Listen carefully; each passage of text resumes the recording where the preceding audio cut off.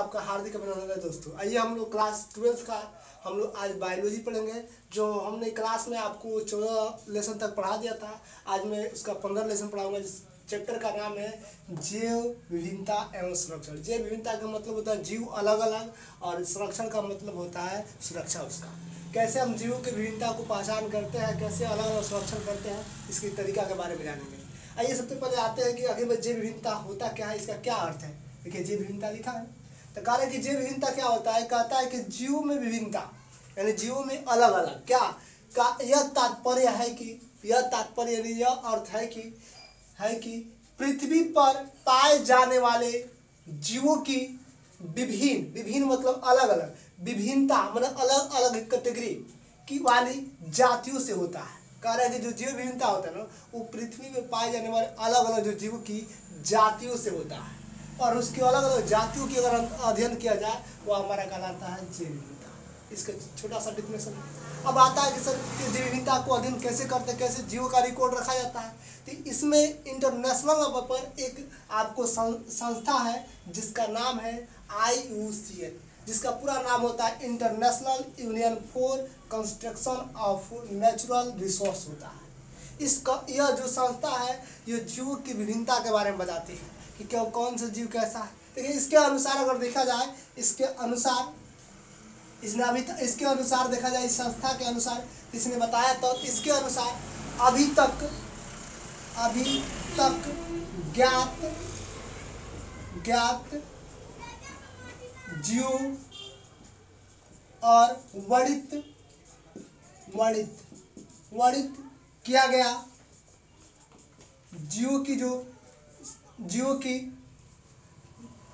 की संख्या आपको लगभग अभी 1.7 मिलियन से 1.8 मिलियन है, इतना अजीब। जिसके अंतर्गत जिसमें 70% जो है, जिसमें 70% आपको जो 70% है वो जंतु है। क्या है? 70% जंतु है, जंतु। और जंतुओं का 70% कीड़ा मकोड़ा है,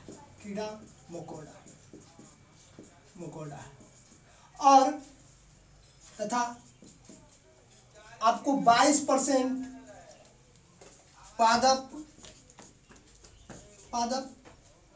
और 8% सूक्ष्म जीव है।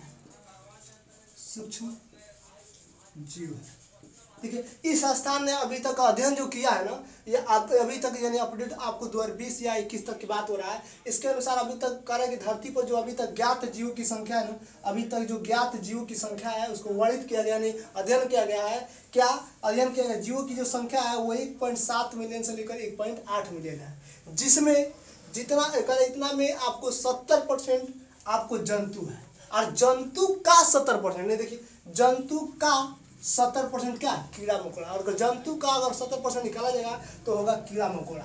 तथा इसमें 22 उसके बाद और 22% आपको क्या है? तब पादप मतलब पेड़ पौधा होता है, और 8% क्या है? सूक्ष्म जीव है। देखिए टोटल होता है 100%। देखिए आप देखिए टोटल जंतु 70% और 22% जोड़ लीजिए, फिर 8%, तीनों को जोड़िएगा तो आपको 100% आ जाएगा।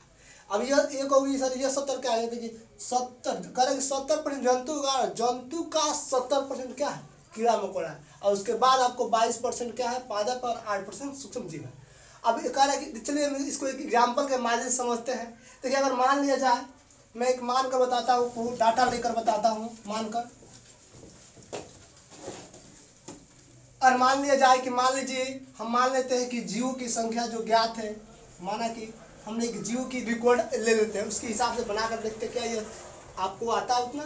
जैसे कि हमने मान लिया कि चलिए अभी तक जातियों की जो संख्या है ना, हमने बोले जातियों की जो संख्या है, जीवों की जो जातियों की संख्या है वो हमने कहा कि चलो भाई 1000 है। कितना है? 1000। अब इसमें बताइए कितना आपको जंतु होगा, और कितना कीड़ा मकोड़ा होगा, और कितना सूक्ष्म जीव, और कितना पादप होगा। तो कैसे निकालेंगे? पहले हम निकालेंगे क्या? 1000 का कितना? 1000 का हम निकालेंगे 70%, क्योंकि 1000 का करें। देखिए इतना अगर मिलियन जंतु होगा ना, जीव होगा, जिसमें आपको क्या होगा 70% क्या होगा जंतु होगा। तो हम 1000 का 70% निकालूंगा और 1000 का 70% निकालूंगा तो देखिए कितना हो जाएगा।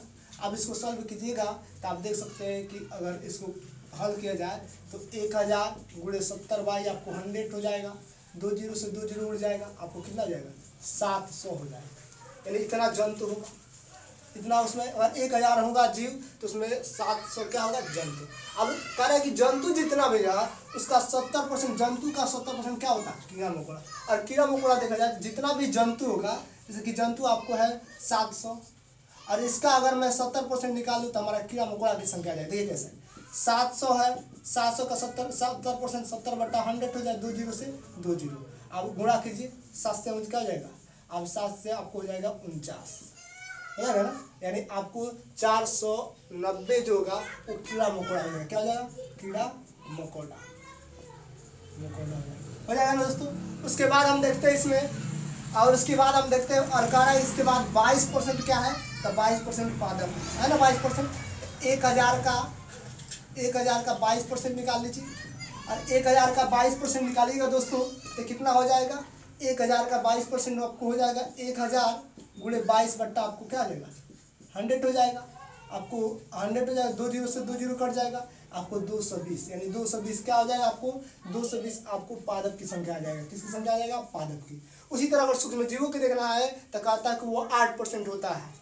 तब 1000 अगर मान लीजिए जीव माने हैं तो इसका 8% निकालिए, 8/100 हो जाएगा, 2 जीरो से 2 जीरो कट जाएगा, 8 दूनी 80 यानी आपको 80 सूक्ष्म जीवों की संख्या आ जाएगी। क्या हो जाएगा सूक्ष्म जीवों की संख्या।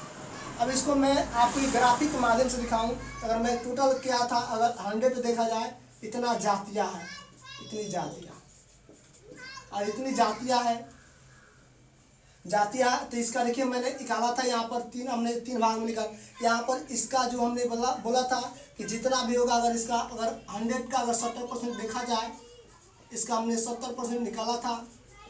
70% जो जंतु होगा तो कितना आया था हमारा, तो काउंट कर हमारा आया था, देख लीजिए हमने निकाला था। इसका काउंट करने के बाद कितना आया था 700 आया था ना।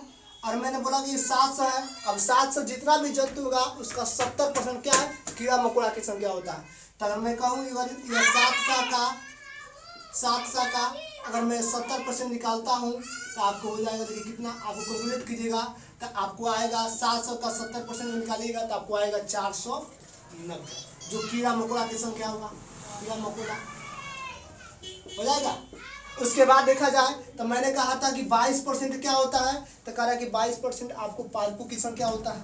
तो 1000 का अगर 22% हम निकाला था तो आप देखिए आपको कितना आया था, आप कैलकुलेट किए थे तो आपको आया था 1000 का 22% देखिए कितना आया था 220 आया था। उसी तरह अगर सूक्ष्म जीवों की संख्या देखा जाए तो 1000 का हमने निकाला था 8%, जो कैलकुलेट करने के बाद हमारा आंसर आया था 80, यानी 80 आपको सूक्ष्म जीवों की क्या है संख्या हो जाएगा। अगर अच्छा लगे तो वीडियो को लाइक कीजिएगा, चैनल पर पहली बार है तो सब्सक्राइब कर लीजिए ताकि ऐसे लेटेस्ट आपको वीडियो सबसे पहले आपके पास पहुंचे। और अच्छा लगे तो जरूर कमेंट में लिखिएगा ताकि मैं इसका आगे की वीडियो बना सके। जय हिंद जय भारत।